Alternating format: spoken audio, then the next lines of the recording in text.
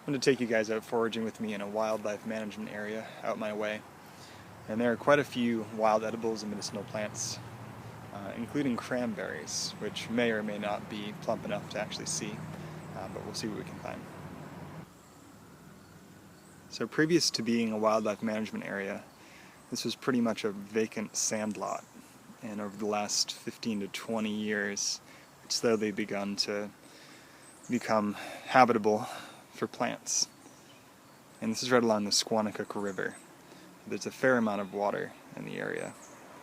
And just within the first few feet is one of my favorite plants for the skin, St. John's wort, or Hypericum perforatum.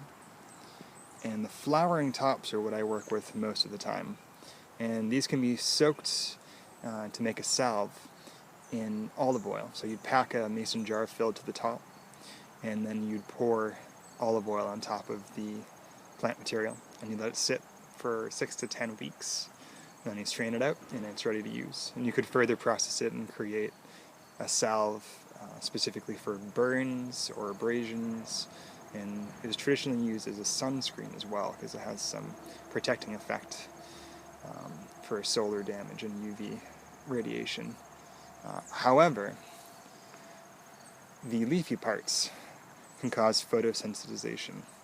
So kind of ironic, in one plant there's a photoprotectant and a photosensitizer. Definitely worth looking into. I stumbled on a pretty good patch of Comptonia peregrina, or sweet fern. And these have a very earthy, almost minty aroma. And they're a little bit waxy. They have this almost resin on them. And when these are dried and made into a tea, just a handful of them put in water is enough. These are absolutely delicious. And it has a sweet flavor, but with a little honey or stevia or maple syrup, makes a very good tea. And it's a bit tannic, so it's good for digestion. It's a protectant for the stomach. It helps to tighten up the skin, so if you have a lot of mucus in your throat or in your digestive tract, if you have mucosal plaque, this helps to eliminate that and decrease the amount of mucus produced. And it's also used traditionally by Native Americans, or was in the past, to line baskets in which they were picking berries, because it acts as a refrigerant, which is kind of an interesting feature. But I've picked quite a few blueberries and lined the bottom of my foraging basket or backpack with this, and they've kept for weeks and weeks and weeks.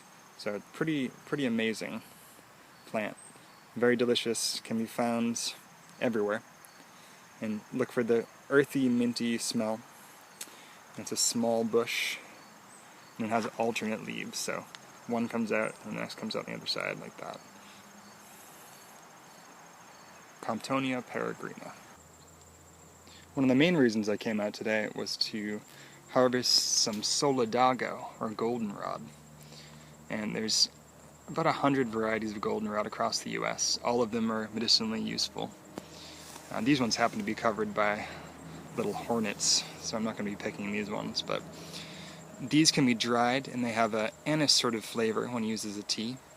And they have a mild antihistamine effect, but mainly their anti-allergy effect comes from a good amount of quercetin, which is a supplement you could take in health food stores. They sell it. And it allows your body to deal with histamine responses more effectively. So as part of an allergy regimen, this would be a useful thing to add to it. The tincture as well is very, very effective for drying up the nose during colds or during spring or fall allergies. And like I've said before in other videos, this is not the cause of fall allergies. The pollen from these barely gets airborne and cannot fit into the histamine receptors to cause an allergic response. It's ragweed that people are allergic to.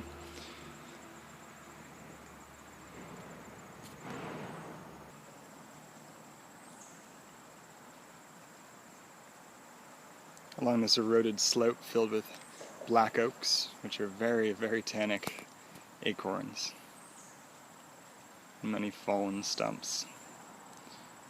Over to our right, up on this ledge, is a plant called Arctostaphylos uvu ursi.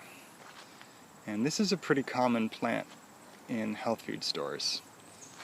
And it's used to treat urinary tract infections in both men and women, and is sometimes taken with baking soda in order to enhance the effect it has in clearing the urinary tract of infection and bacteria. And typically there are small red berries on this plant, but it's been so dry this year that it hasn't really produced all that much. But the berries and the leaves themselves can be dried out and made into a tea. Again, not too much of it should be consumed at once, but it's definitely worthy of research and relatively common. It's more common around the Cape than out here, but it typically grows in kind of a moist hillside, and it's usually sandy in the area that it grows as well. Uva ursi, or Arctocephalus uva ursi.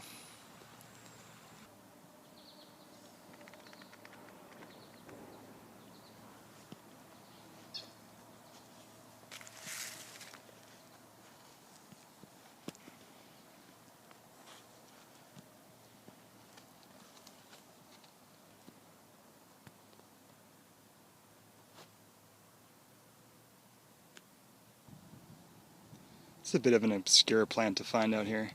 This is Yucca filamentosa, and yuccas contain a fair amount of saponin, which is a foaming constituent. It makes water, or a substance you put it in, become frothy. So oftentimes the roots of this can be used as a wash or as a disinfectant. It has mild antibacterial properties as well. And it's called filamentosa because on these leaves that are very much like agave, they have these filaments. And these actually, in survival situations, have been used to tie things, to stitch up wounds. But they're very, very strong little strings. So useful if you're in a bind and you need some sort of a cording. And the whole leaf itself as well, if you were to bite off the top of it, you can pull it out and it usually comes out as one long string with a pointed end. So pretty useful. And the stalks themselves can be used to make flutes, so I may be taking some of these with me.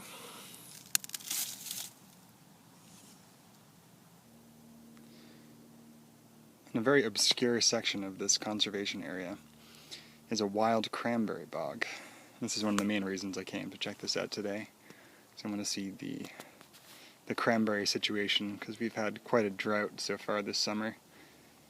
And it looks like the ones closest to the trail's edge are pretty dried up. There's really not much on these. These little guys are the cranberries here. And if you find one cranberry patch, you have enough to feed you and everybody you know easily. We'll take a look over here and see if we can find some of the new growth. And these persist from usually late November all the way through the spring. Actually, in the back there you can see those little green berries are all going to be cranberries in a couple months. And these can be used as a drink. They're very tart, but they're delicious. Can be used for baking, and they're pretty much a one-to-one substitute for domestic cranberries. There's really no taste difference between them. It's one of the few plants that hasn't been so domesticated that it lost some of its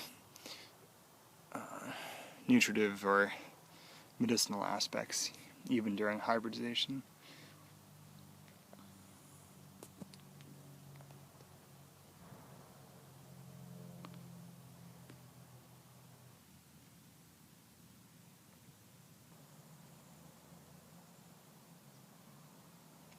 Amid this barren, sandy wasteland is this solitary autumn olive plant, or Elaeagnus umbellata. And this won't be producing berries for a while, but a delicious, delicious, delicious fall wild edible. And it's good even earlier than the first frost, but after the first frost, the kind of golden flecked berries are amazing tasting. And these are very readily identified by the silver undersides of the leaves. They have this golden silver flecking all over them. And there's a few other plants, Shepherdea canadensis, and there's a couple other ones that are similar to it, but all of them are edible. Just the Elaeagnus umbellata is probably the best tasting of all of them. And again, the berries range from very tart to almost a cherry sweetness. So I'll do a further video when these are ready, but good to point out. If we were to abandon a good section of the earth, this is how I would imagine it looking for the first 5 to 10 years or so, until the trees and plants grew back and we reestablished the topsoil. It's always interesting to see the succession of plants as they take over an area that was once an abandoned, mowed down field. And we've lost all the topsoil here as well, so slowly the trees are making a bit of progress into this sandy area, but they have a while to go before they get there. But I'm grateful for their efforts regardless.